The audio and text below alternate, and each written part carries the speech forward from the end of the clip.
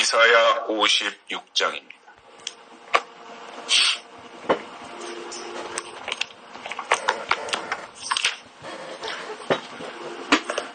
오늘 우리에게 주신 하나님 말씀 이사야 56장 9절과 10절 두 절의 말씀 봉독해드리겠습니다.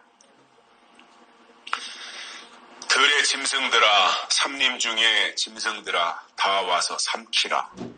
그 파수꾼들은 소경이요, 다 무지하며 벙어리 개라. 능히 짖지 못하며 다 꿈꾸는 자요, 누운 자요, 잠자기를 좋아하는 자니. 아멘. 한 주간 동안 평안하셨습니까? 날씨가 확연하게 따뜻해져서 새벽에도 나와보니까 피부에 와 닿는 바람결이 달랐습니다. 겨울하고는 달랐습니다. 이제 봄 기운이 다가오고 있다고 하는 것을 실감할 수가 있었습니다.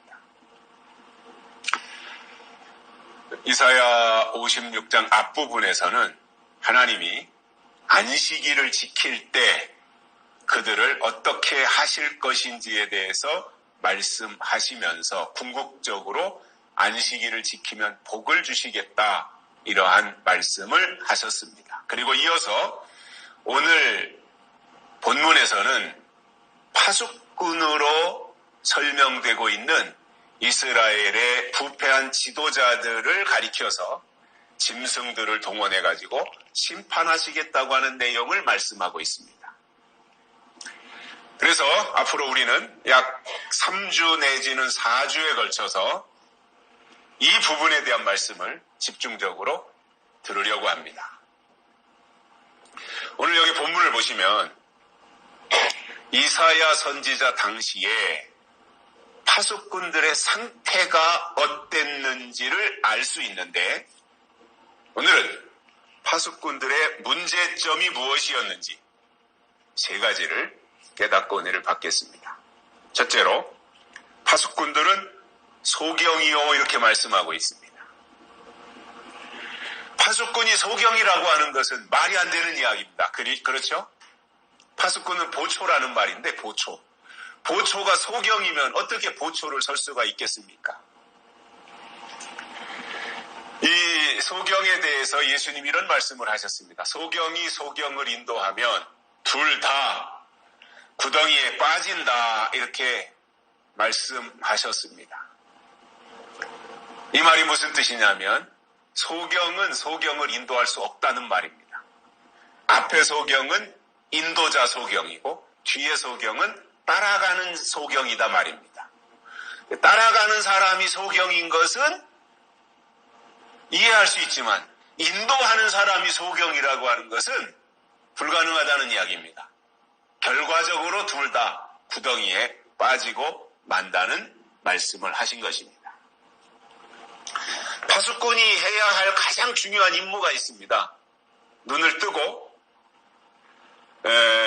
파수하는 망루에 올라가서, 높이 지어진 망루에 올라가서 적이 쳐들어오는지 이것을 잘 살펴서 성 안에 있는 백성들에게 알려주는 역할을 해야 하는 것이 파수꾼입니다. 그런데 말로는 나는 파수꾼이야, 이렇게 강조하면서 실제로는 하나님이 하실 일이 무엇인지, 그리고 지금 때가 어느 때인지를 볼 수 없다면 그는 파수꾼이 아니라는 말입니다. 파수대에 올라갔다고 해서 다 파수꾼이 아닌 겁니다. 소경인 주제에 파수꾼이라고 강조한다고 하는 것은, 그것은 가짜라는 말이고 하나님의 종이 아닌 거짓 선지자라는 말입니다. 예수님이 마태복음 7장에서 말씀하신 것을 보면 거짓 선지자들도 주의 이름으로 귀신을 쫓고 주의 이름으로 선지자 노릇하며 주의 이름으로 많은 권능을 행한다고 설명을 해주고 있는데, 그러나 예수님께서 말씀하신 것을 보면 그것보다 훨씬 더 중요한 것은 하나님이 때를 따라 주시는 하나님의 약속과 뜻이 있어야 된다 그거예요.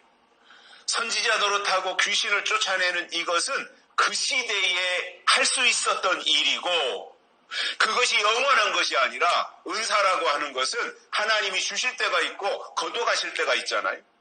성령이라고 하는 것을 하나님이 주셔서 성령 안에서 그것을 가지고 하나님의 일을 할 때가 있지만 스스로가 관리를 못해서 성령을 소멸할 수도 있지 않습니까? 그래서 데살로니가전서 5장에서 성령을 소멸하지 말고 예언을 멸시하지 말고 이런 말씀이 나오고 있는 거예요. 결국은 선지자 노릇하는 것도 귀신을 쫓아내는 것도 권능을 행하는 것도 그것이 필요한 때에 하나님이 주신 것으로 한다면 그것은 적합한 것이지만, 그러나 때가 지났는데도 불구하고 때를 알지 못하고 여전히 그것이 하나님의 역사인 것으로 착각하고 있다면 그는 불법을 행한 자가 되고 만다는 말씀입니다. 그래서 진짜 파수꾼은 보초를 서는 동안 눈을 부릅뜨고 그리고 제 자리에 그 망대 위에 서서 전후 좌우를 잘 살펴야 됩니다. 저도 군대 생활할 때 보초를 서봤습니다만은 대개 밤에 1시간씩 보초를 서요. 돌아가면서 매일매일.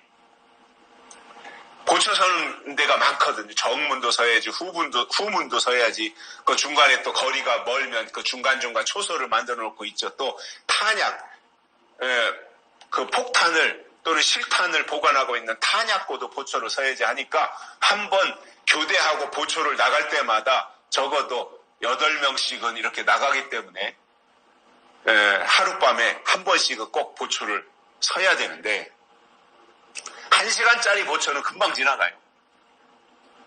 그런데 4시간씩 보초를 설 때가 있어요. 어떤 특별한 경우에 4시간씩 보초를 설 때는 이게 가만히 서 있을 때 이게 하중을 받아가지고 허리가 아파요. 그리고 얼마나 지루한지 몰라요. 시간 가는 것이 참 더디고 굉장히 지루해요. 그럼에도 주어진 임무이니까 그것을 감당해 내는 것이거든요. 한 번은 제가 훈련소를 마치고 2등병 때지요. 이제 짝대기 하나 2등병을 딱 달고 수색대로 차출을 받아서 갔는데, 수색대가 하는 역할은 사단장, 그러니까 투스타죠. 투스타. 사단장 관사를 보초 서는 거예요. 빙 둘러서 관사를 보초 서는 거예요. 정문에도 서고 좌후문에도 서고, 그 적군이 사단장을 해치기 위해서 침투에 들어오는가 이거를 이제 경계를 서는 건데, 제가 처음 수색대에 가서 2등병 때 첫 야간 보초를 나간 것이 사단장 관사 보초를 나갔는데 저 뒤쪽에 후문에 가 있는데, 이 군인이 되긴 했지만 훈련소 간 마치고 수색대 가서 2등병 달고 있는데 무섭더라고요. 사단장 관사가 있는 곳이 산 중턱에 있는데 근처에는 무덤도 잔뜩 있고 말이죠. 근데 그때만 해도 그런 것들이 왜 이렇게 무서웠는지, 총을 들고 보초를 서지만 한 2시간인가 그때 보초 서는 동안 굉장히 무서웠던 기억이 있어요. 그리고 시간이 굉장히 안 간다 하는 그 마음을 가졌던 그때 당시의 기억들이 있습니다. 참 지루한 거지요. 그리고 내가 하고 싶어서 하는 일 같으면 시간이 잘 가는데 어쩔 수 없이 국가가 불러서 군복무를 하기 위해 가서 어찌 보면 시간을 때우는 건데, 그러니 내가 자원해서 하는 것 같으면 즐겁고 기쁘고 시간도 잘 갈 텐데 억지로 하는 것들이다 보니 더 무료하고 지루할 수밖에 없었던 기억이 생생합니다. 마태복음 25장에 보면 우리가 잘 아는 열처녀의 비유가 나옵니다. 그 당시 결혼식은 한밤중에 열렸는데, 그러니 신랑이 올 때까지, 신부의 집으로 신부를 데리러 신랑이 올 때까지 신부가 단장을 하고 기다리는 동안 얼마나 피곤하고 졸리겠어요. 그러다 보니 신랑은 더디 오고 기다리다가 잠이 듭니다. 그런데 재밌는 것은요, 미련한 5 처녀만 잠든 것이 아니라 10명이 모두가 다 잠들었다는 거예요. 슬기로운 5 처녀들까지도 똑같이 잠이 들었다는 거예요. 그러다 어느 순간이 되니까 10 처녀를 깨우는 소리가 들렸는데, 신랑이로다 맞으러 나오라 이렇게 외치는 파수꾼의 소리에 놀래가지고 허둥지둥 머리도 이렇게 대충 만지고, 그리고 옷매무새를 이렇게 고치고, 그리고 신랑을 맞이할 자세를 갖추기 시작했던 겁니다. 당연히 10명 모두가 다 이렇게 등불을 켜고 이렇게 등불을 들고 그리고 신랑을 기다렸기 때문에 신랑이 오신다는 말도 10명이 똑같이 들은 거예요. 10명이 똑같이 등불을 들고 있었고 10명이 똑같이 신랑을 맞으러 나오라고 하는 소리를 들었던 거예요.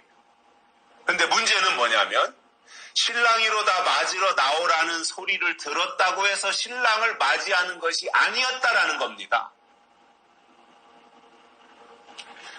여기서 이제 고자리까 신랑이로다 맞으러 나오라 이 소리까지는 10 처녀가 다 똑같이 들었는데, 그 소리가 나고 나서부터 차이가 나타나기 시작한 거예요.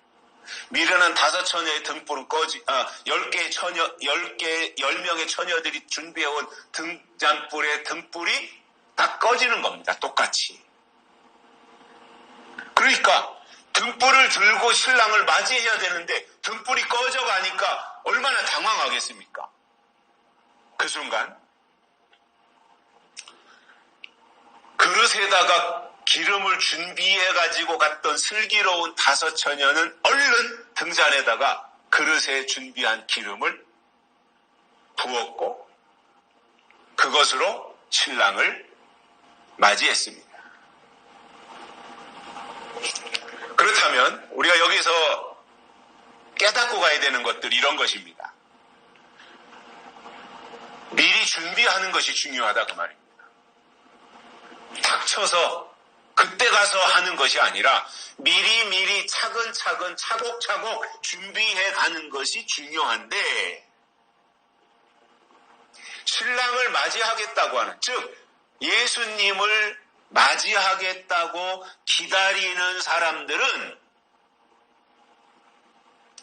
파수꾼이 이렇게 준비해야 된다, 이렇게 믿어야 된다라고 말을 할 때 그 소리를 미리 듣고 신랑을 맞이하는데 필요한 것이 무엇인지를 사전에 준비해야 된다라는 거예요. 이게 지혜이고 믿음이라는 말입니다.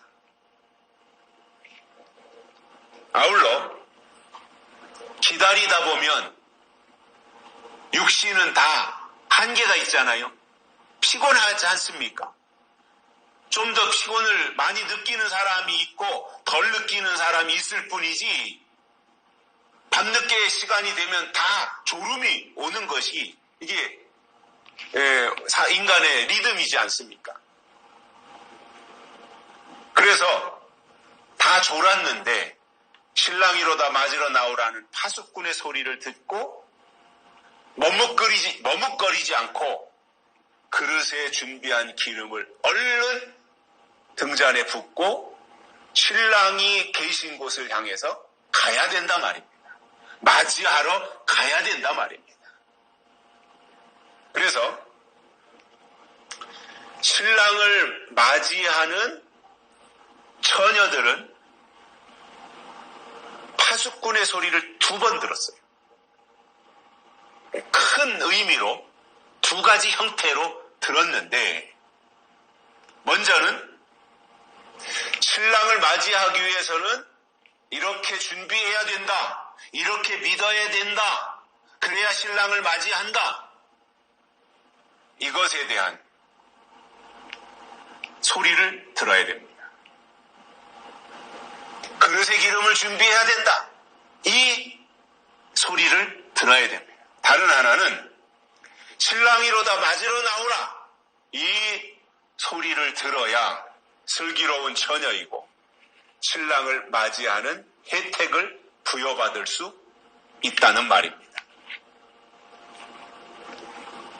그래서 슬기로운 다섯 처녀는 어느 날 갑자기 벼락치기로 된 것이 아니라 하나님이 때를 따라 미리미리 파수꾼을 통해서 주시는 말씀을 잘 듣고 그때 필요한 것을 사전에 준비했단 말입니다. 그런 의미에서 신랑 소식을 알려주는 파수꾼과 신랑을 맞이할 슬기로운 처녀들과는 떼어놓을 수 없는 불가분의 관계가 있는 것입니다.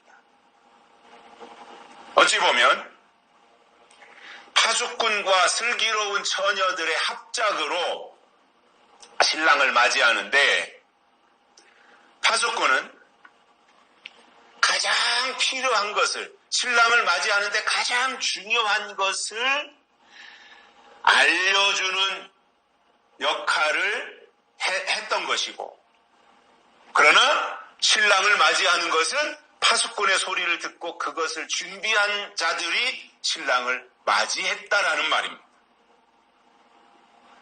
파수꾼들은 슬기로운 다섯 처녀들처럼 신랑을 맞이할 수 있는 준비를 시켰고 실제로 신랑을 맞이하는 것은 그 파수꾼의 말을 듣고 그대로 준비한 자들이 그날 가서 맞이하더라 그 말입니다.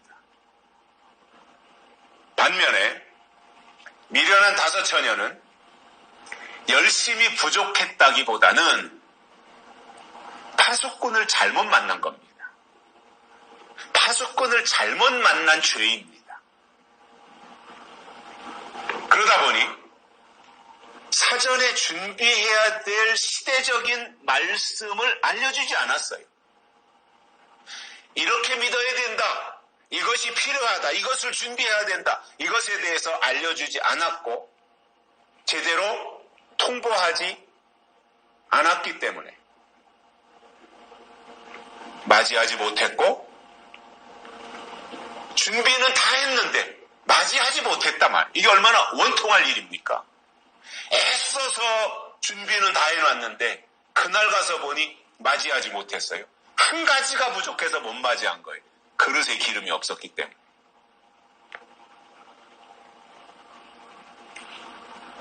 결국 파수꾼을 잘못 만났기 때문입니다. 소경 파수꾼을 만났기 때문에 신랑을 맞이하지 못했다는 말입니다. 오늘 본문에서 이사야 선지자도 파수꾼에 대해서 말씀하면서 파수꾼이 소경이다 이렇게 설명하고 있는 거예요. 여러분 소경이 무엇을 볼 수 있으며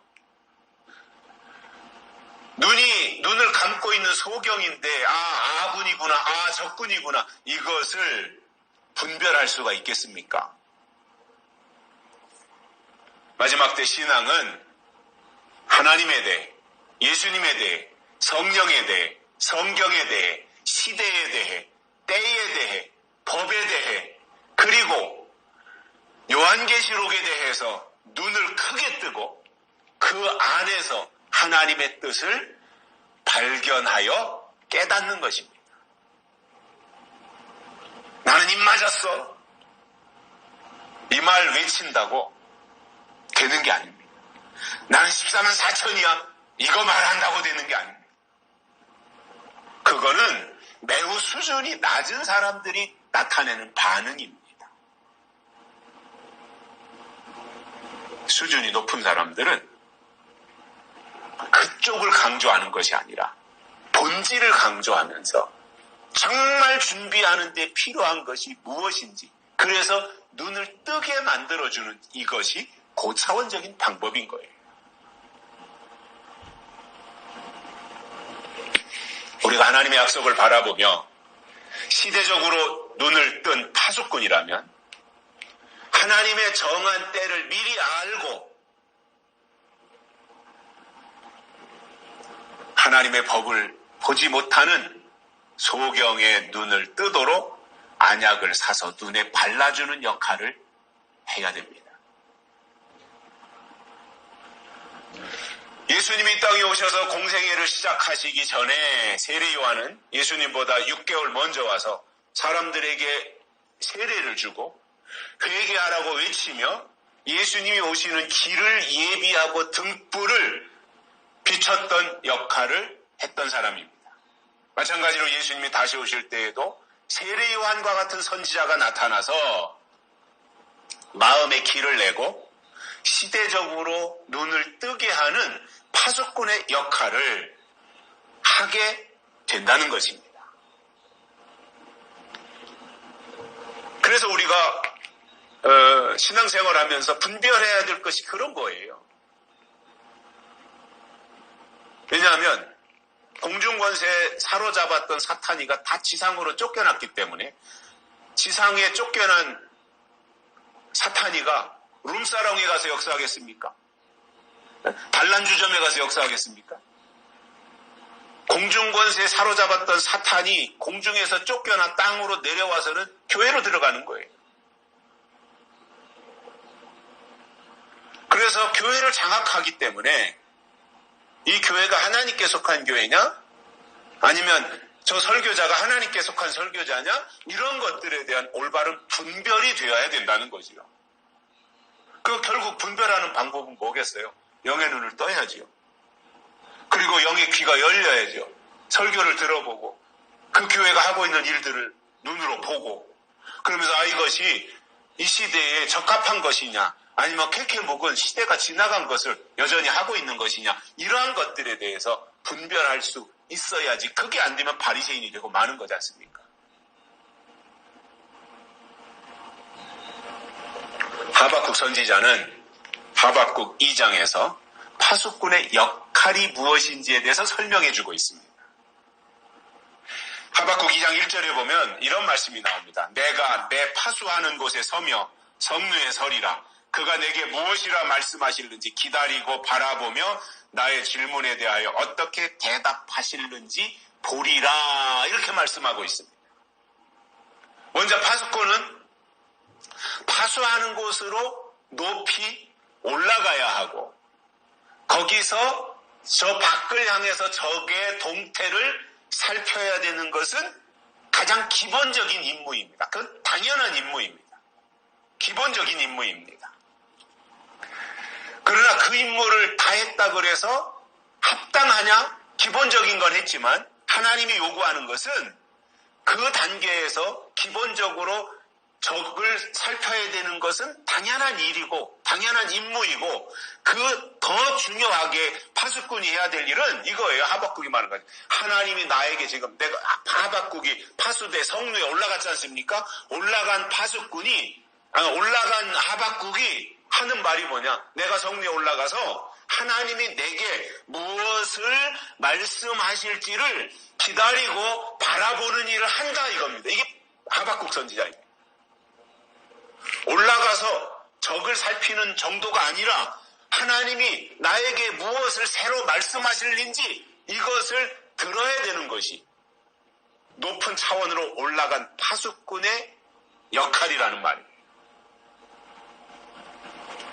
그런데 파수꾼이 소경이라면 높이 올라갈 수도 없고 적군을 살필 수도 없기 때문에 적이 쳐들어온다고 하더라도 아무런 대응을 하지 못하고 적에게 그대로 다 당하고 말 것입니다.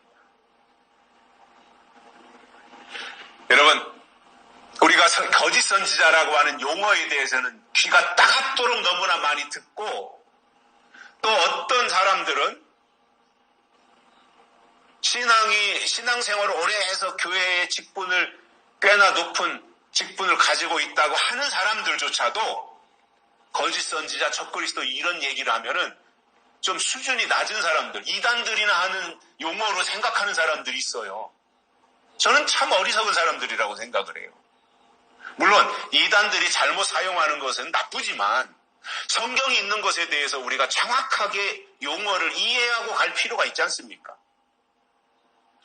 성경이 말씀하는 거짓 선지자는 이런 겁니다. 자기가 자기를 가리켜서 나는 파수꾼이다 라고 말은 하는데 때에 대해서 말하지 않고 하나님의 법에 대해서 눈 감고 있고 그리고 영적인 높이가 전혀 없으며 적그리스도가 나타날 것에 대해서 언급하지 아니하는 사람은 거짓 선지자다 그 말입니다. 그리고 거짓 선지자는 습관처럼 하는 말이 있습니다. 그게 뭐냐면 평안하다, 안전하다는 말을 하면서 땅의 소리만 짓거리고 땅에서 복받으라는 말만 하면서 하나님의 뜻에 대해서 말하지 않는다면 그는 분명 거짓 선지자일 것입니다. 두 번째로는 파수꾼이 무지하다 이렇게 이사야 선지자가 말합니다. 무지하답니다. 우리가 가끔씩 이런 말을 하죠. 아는 것이 힘이다 이런 말을 합니다. 제가 군대 생활할 때도 장교들한테 많이 들었던 얘기가 겁니다. 아는 것이 힘이다. 적에 대해서 알아야 된다 이거예요. 그래야 나를 지켜낼 수 있다 그 말이거든요.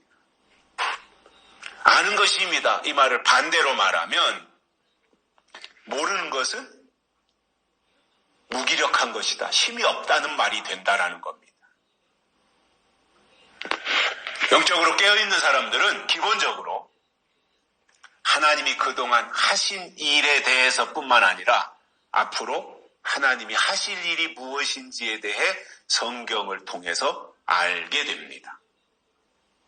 특히 성경을 통해 두 가지를 알아야 되는데 하나는 하나님이 하신 일이 무엇인가 이것을 알아야 되고 다른 하나는 앞으로 하나님이 하실 일이 무엇인가 이거를 성경을 통해서 구분할 수 있어야 됩니다.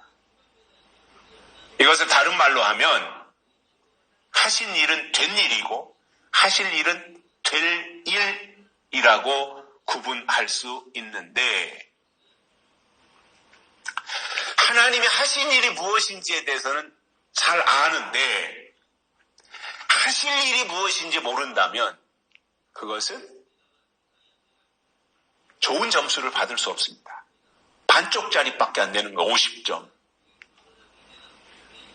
이 세상에 어떤 시험이 50점에 합격하는 시험이 있습니까? 최소한도 60점은 돼야 간신히 합격해요.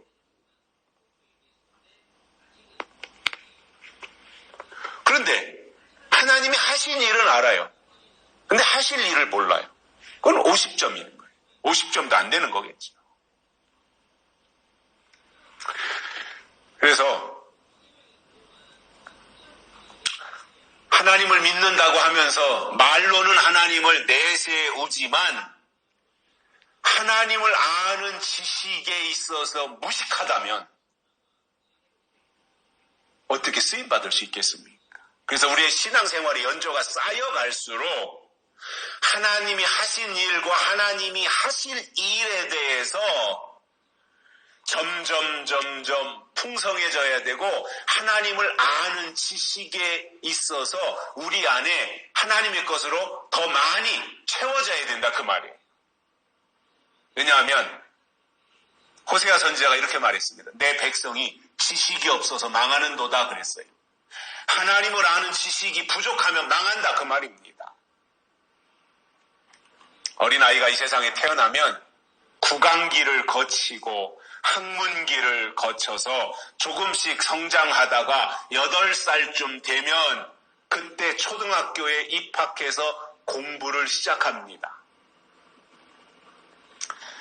초등학교라고 하는 것은 대단한 것이 아니라 가장 기초가 되는 것을 배우는 곳이잖아요.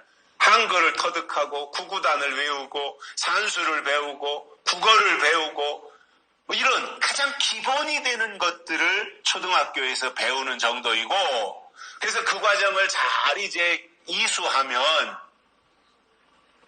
그 다음 단계로 중학교에 진학을 하잖아요.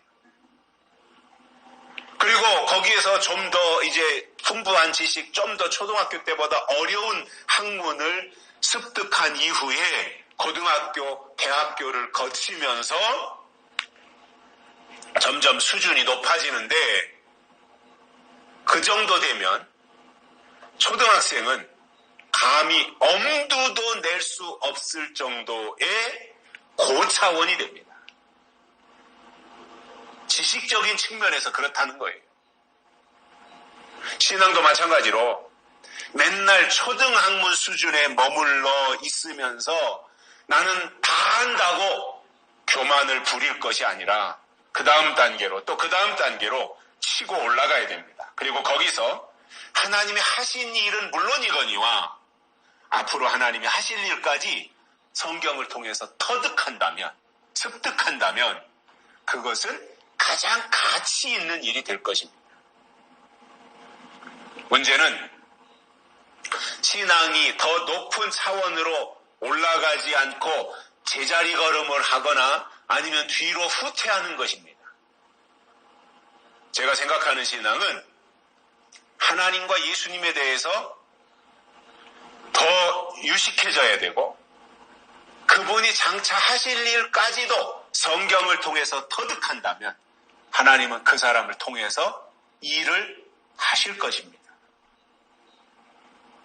지난주에도 말씀드린 것처럼 그들이 아직 전파되지 않은 것을 볼 것이요 아직 듣지 못한 것을 깨달을 것임이니라, 이러한 사람들이 있다는 거예요. 이런 사람들이 하나님의 파수꾼이라는 말이에요. 계시록 1장 1절에 보면 사도 요한은 계시록을 이렇게 결론을 내립니다. 반드시 속히 될 일이라고 말했어요. 사도 요한이 설명하는 계시록은 시작하면서 반드시 속히 될 일이라고 했고, 그리고 이 계시록을 그 종들에게 보이시려고 기록한 말씀이다, 이렇게 강조했습니다. 여기서 그 종들이란 계시록 7장에 나오는 이마에 하나님의 인치심을 받은 자들을 말합니다. 그래서 계시록에서 말씀하는 종은 지금처럼 목사님, 장로님, 권사님 하는 이런 식으로 직분을 말하는 것이 아니라 반드시 속히 될 일, 하나님이 하실 일을 깨달은 사람, 그리고 이마에 하나님의 인치심을 받은 사람을 성경은 종이라고 설명을 해주고 있습니다. 그래서 이런 사람들은 하나님이 주시는 지혜를 가지고 점점 성경을 폭넓게 이해하고 깨닫게 되니까 하나님에 대해서 유식해지지 않겠냐, 그거예요. 그러나 초등학교 수준에 머물러 있으면서 그것이 전부인 줄 아는 사람은 점점 더 무지해질 것입니다. 무엇보다도 하나님을 잘 믿는다면 성경을 알아야 됩니다. 더 나아가 다시 오실 예수님에 대해서 상세하게 기록하고 있는 요한계시록을 아는 지식을 가지는 것은 매우 중요한 것입니다. 문제는 요즘 신앙인들이 요한계시록에 대해서 관심을 가지지 않는다는 거예요. 또 이단들이 계시록을 가지고 장난질을 하도 쳐서 계시록하면 경계심부터 앞세운다는 거예요. 물론 그런 것도 필요하지만 몸을 움츠리고만 있고 계시록에 대해서 아예 알려고 하지 않고 있다면 그것은 올바른 신앙생활을 하는 것이 아니라는 말이에요. 제가 고등학교 1학년 때 여름방학이었는데 그 여름방학에 저희 아버지께서 집회를 하셨습니다. 그런데 그 집회가 요한계시록을 중심으로 해서 집회를 하셨어요.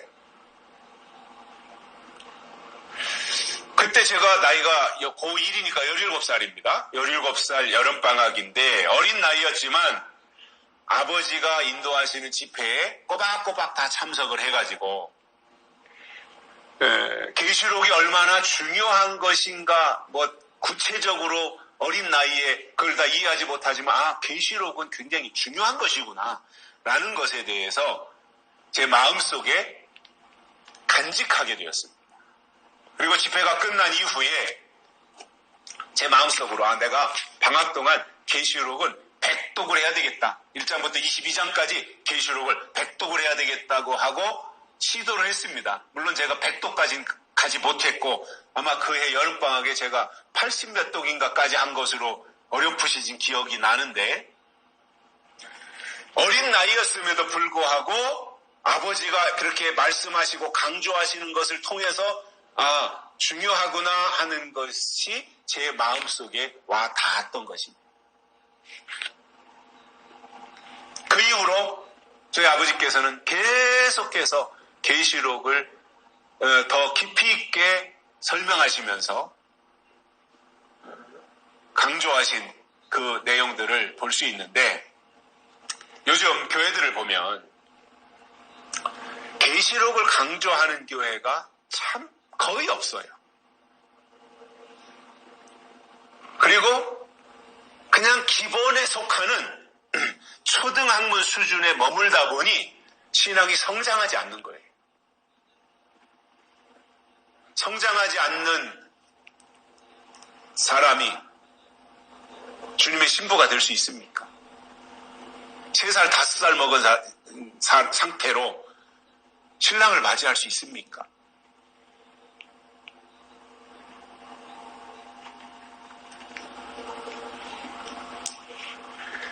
이 시대에 깨어있는 신앙은 하나님의 비밀을 깨닫고 예언의 말씀을 통해서 남이 듣지 못하는 것을 들어야 되고 보지 못하는 것을 보아야 되며 말하지 않는 것에 대해서 말할 수 있어야 됩니다. 저는 이것이 이 시대에 계시록을 깨달은 사람들의 반응이라고 생각을 합니다. 송명희 시인의 노래가 있지요. 나 가진 재물 없으나 나 남이 가진 지식 없으나 나 남에게 있는 건강 있지 않으나 나 남이 없는 것 있으니 나 남이 못 본 것을 보았고 나 남이 듣지 못한 음성 들었고 나 남이 받지 못한 사랑 받았고 나 남이 모르는 것 깨달았네. 공평하신 하나님이 나 남이 가진 건 나 없지만 공평하신 하나님이 나 남이 없는 것 같게 하셨네. 아주 굉장히 내용이 좋은 그러한 찬양인데 하나님을 믿는다고 말은 하면서 하나님의 뜻을 모르고 계시록에 대해서 무지하다면 그것은 심각한 영적 장애를 가진 사람일 것입니다. 세 번째로는 벙어리 개라고 했습니다. 벙어리 개. 참 이사야 선지자 대단해요.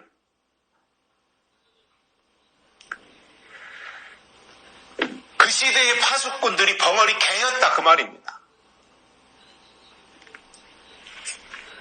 개의 사명은 낯선 사람이 접근해 오면 열심히 짖어가지고 자기 주인에게 상황을 알리는 것인데 짖지 못한다면 개의 역할은 없는 겁니다. 가끔씩 제가 운동하러 나가거나 길을 가다가도 보면 시골이니까 집집마다 거의가 이제 개 한 마리씩은 다 키우는데 어떤 집 앞을 지나다 보면은 낯선 사람이 근처에 나타나면은 바짝은 안 쫓아오지만 저만큼에서 막 왈왈거리고 그냥 이빨 이렇게 드러내가지고 막 무섭게 하고 일부러 그러는 거거든요. 자기 좀 무섭게 하려고 막 이빨을 드러내고 그러면서 당장 덤벼가지고 물어 뜯을 기세로 강력하게 지저대면서 주인에게 알려주는 겁니다. 지금 밖에 상황이 이렇게 벌어지고 있으니 주인님 참고하십시오. 대비하십시오. 이것을 알려주는 것처럼 파수꾼은 정상이라면 거짓 것이나 불법자가 나타났을 때 개처럼 왈왈대고 지저대야 정상이다 그 말이에요. 그 파수꾼이 진짜 망루에 올라간 파수꾼이고 깨어있는 파수꾼이고 눈을 뜬 파수꾼이고 지식이 있는 파수꾼이다 그 말이에요. 그런데 요즘 사람들을 보면 거짓 선지자가 나타날 때가 됐다, 적그리스도가 나타날 때가 됐다라고 말하면 아이고 아직도 시대에 뒤떨어져 그런 말이나 하고 있어, 이렇게 평가한단 말이에요. 그 말 하는 게 지저대는 파수꾼이고 정상적인 파수꾼인데 그 말을 하지 않는 채로 자기가 파수꾼 행세를 하고 있는 것이 비정상인데도 비정상이 숫자가 많다 보니 정상이 되는 거예요. 외눈박이 원숭이들이 모여 사는 곳에 두눈박이 원숭이가 갔더니 외눈박이들이 두눈박이 원숭이를 보고 병신 왔다 그러더라는 거예요. 저 병신 원숭이 왔다고. 그런 시대예요 지금. 무엇보다도 파수꾼은 예언의 말씀을 열심히 증거해야 하는데 예언의 말씀에 대해서는 입 다물고 딱 함구하고 있습니다. 그러니 무엇을 들을 수가 있어요. 예언의 말씀을 증거해야 될 파수꾼이 입 다물고 있는데 누가 그 말을 들을 수가 있겠습니까? 그리고 예언의 말씀을 말하지 않는다면 하나님이 세운 파수꾼은 아닌 것입니다. 이제 신학이라는 학문이 있잖아요. 신학. 제가 이렇게 생각을 해봤어요. 신학. 이제 신학대학에 가서 이제 신학을 공부한다고 하잖아요. 분야가 참 많기는 하지만 신학이 뭔지를 생각해 보니까 그동안 하나님이 하신 일이 무엇인지에 대해서 비중을 두고 있는 것이 신학이다 이거예요. 그래서 어떤 면에서 신학은 어떤 체계를 갖추고 논리를 세우고 하면서 이게 하나님에 대해서 이제 설명하고 소개하는 것인데 어찌 보면 하신 일, 즉 된 일에 대해서 비중을 두고 있는 것이 신학이다 이거예요. 그런데 반해서 신앙은 하나님이 하실 일이 무엇인지에 대해서 집중해서 그 말씀을 듣고 속사람이 성장해야 하는 것이 신앙입니다. 그리고 사람들이 이제 은혜 받고 신학을 공부하는데 신학을 하는 이유는 신앙에 유익을 주기 위해서 공부하는 학문인데 안타깝게도 신학을 공부하고 나면 신앙이 축소된다는 거예요. 아이러니하게도 신앙이 너무 좋아가지고 이 사람은 주의 종이 돼야 되겠다. 그래가지고 신앙이 너무 좋아서 신학교에 가서 신학교 4년 내지 7년을 공부하고 나니까 신학은 있는데 신앙은 없더라 그 말이에요.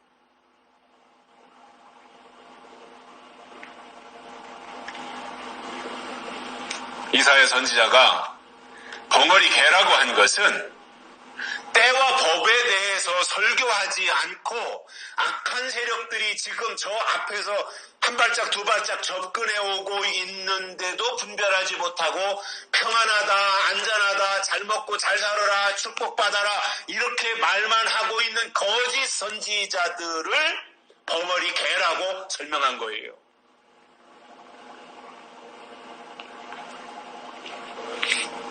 잘 아시다시피 거짓 선지자들은 예수님의 재림에 대해서 절대로 구체적으로 설교하지 않고 계시록을 체계적으로 설명하지도 않습니다.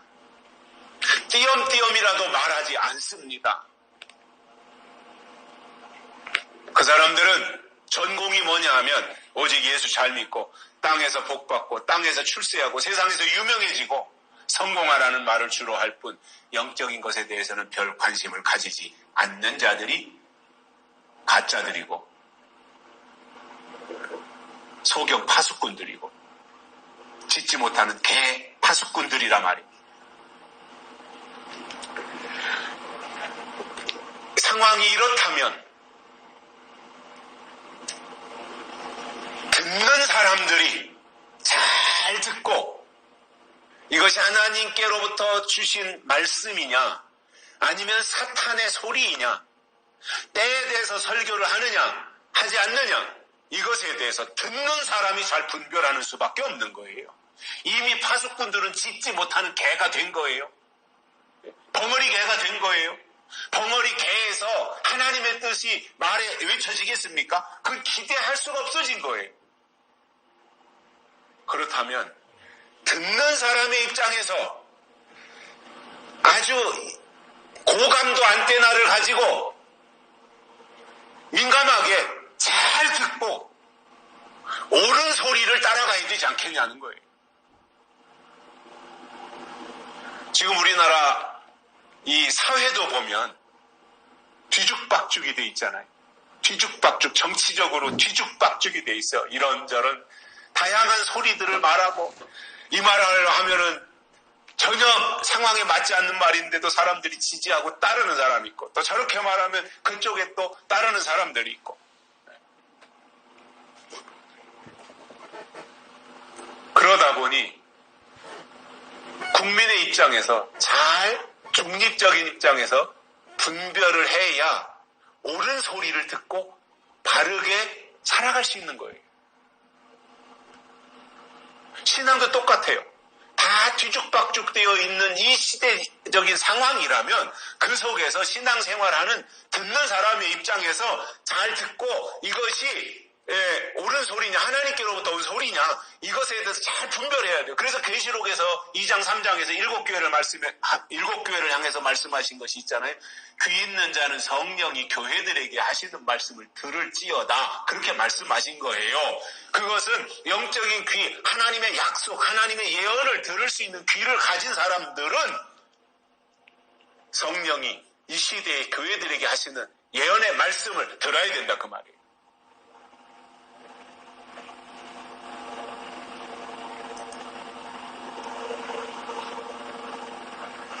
그런데 무지해가지고 벙어리 개인지 짖는 개인지 분별하지 못하고 그냥 무슨 소리를 해도 무대뽀로 무조건적으로 아멘만 한다면 그것을 온전한 신앙이라고 말할 수 있겠냐는 겁니다. 그래서 저는 그 전에 그 서울 사랑의 교회에서 목회하셨던 옥하는 목사님 돌아가셨습니다마는 그분이 쓴 책 중에 이것이 있습니다. 평신도를 깨운다 이겁니다. 평신도들이 깨어나야 된다. 그분이 한 작업이 제자훈련을 통해서 평신도를 깨우는 사역을 하신 거예요.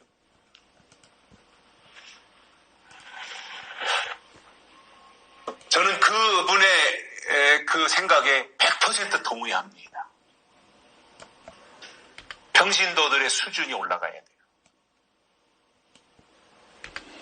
그렇지 않고 평신도들의 수준이 그냥 무조건 다 순종만 해 이렇게 간다 그러면 파수꾼들이 제대로 말씀을 연구하고 설교하지 않습니다. 중세 때까지만 해도 16세기 이전까지만 해도 이 성경이 라틴어로 되어 있습니다. 라틴어로 된 성경, 그 다음에 헬라어로 된 성경, 이런 히브리어로 된 성경, 이런 것들을 읽을 수가 없잖아요. 일반 국민들이. 근데 종교개혁을 일으킨 마틴 루터라고 하는 신학자가 독일어로 라틴어로 된 성경을 독일어로 번역을 했어요. 성경을.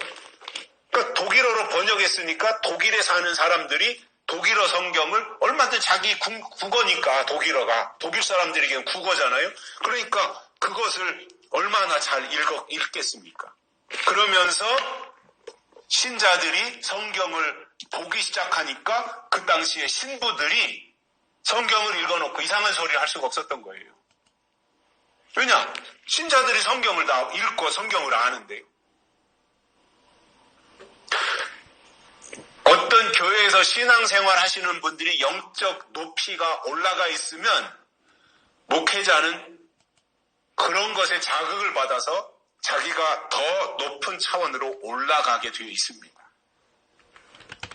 그런데 신자들의 관심이 영적인 것이 아니고 땅의 것에만 관심이 있고 세상에서 복받는 것에만 관심이 있어서 그런 얘기를 하고 설교 시간에도 그런 예화나 들어야 웃고 좋아하고 그런다면 그 방향으로 갈 수밖에 없는 거예요. 개혁은 두 가지 방법으로 할 수 있습니다. 하나는 강력한 영적 지도자가 나와서 개혁을 이끌어갈 수 있습니다. 혁명이 아니라 개혁입니다. 시간이 걸리는 거죠. 개혁은. 혁명은 총칼을 가지고 하는 것이지만 개혁은 민심을 변화시키는 거잖아요. 그래서 강력한 영적 지도자가 나와서 새롭게 방향을 제시하고 이끌고 가는 방법이 있는가 하면은 평신도들에 의해서 새로운 영적 운동이 일어나서 개혁을 이끌어가는 방법도 있다는 겁니다. 저는 한국교회에 기대한다면 파수꾼들에 대한 기대보다는 영적인 평신도들이 일어나서 교회를 개혁시키는 방법이 더 빠르지 않을까. 왜냐? 파수꾼들은 이미 교권에 사로잡혀 있는 거예요. 권위주의에 사로잡혀 있는 거예요. 나는 주의 종인데, 나는 목사인데 이 마음에 너무 사로잡혀 있는 거예요. 그러니까 그 사람들이 새로운 것을 받아들일 마음의 준비가 없어요. 그냥 자기가 신학교에서 배운 신학적인 그것만 기반을 가지고 하려고 하지 제3의 물결 아니면 새롭게 일어나는 하나님의 운동, 영적인 운동에 대해서 받아들이려고 하지 않아요.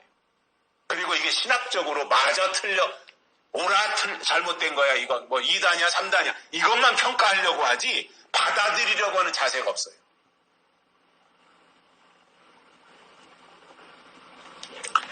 결론으로 하나님의 종은 영적으로 소경이거나 무지하거나 벙어리 개가 되면 안 된다고 하는 것이 이사야 56장에서 이사야 선지자가 전달해 주시는 첫 번째 메시지입니다. 이어서 다음 주에 두 번째 메시지 듣도록 하겠습니다. 기도하시겠습니다. 하나님 아버지, 오늘도 우리를 불러주시고 말씀을 듣게 해주셔서 감사를 드립니다. 이사야 선지자를 통해서 파수꾼들의 문제점이 무엇인지 세 가지를 들었습니다. 이 말씀 우리 마음에 새기고 정말 이 시대에 어떻게 하나님이 원하시는 방향으로 나아갈 것인지를 다시 한번 정돈하고 깨닫고 나가는 의미 있는 시간으로 우리를 이끌어 주시옵소서. 다시 오실 예수님의 이름으로 간절히 기도드리옵나이다. 아멘. 찬송가 168장 부르시면서 헌금 드리시겠습니다. 새 찬송가는 180장입니다.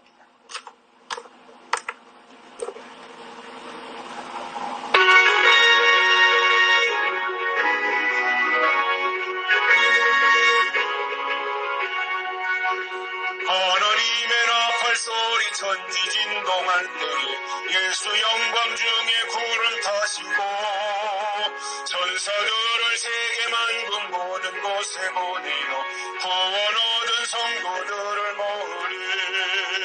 나팔 불 때 나의 이름 나팔 불 때 나의 이름 나팔 불 때 나의 이름 부를 때에 잔치 참여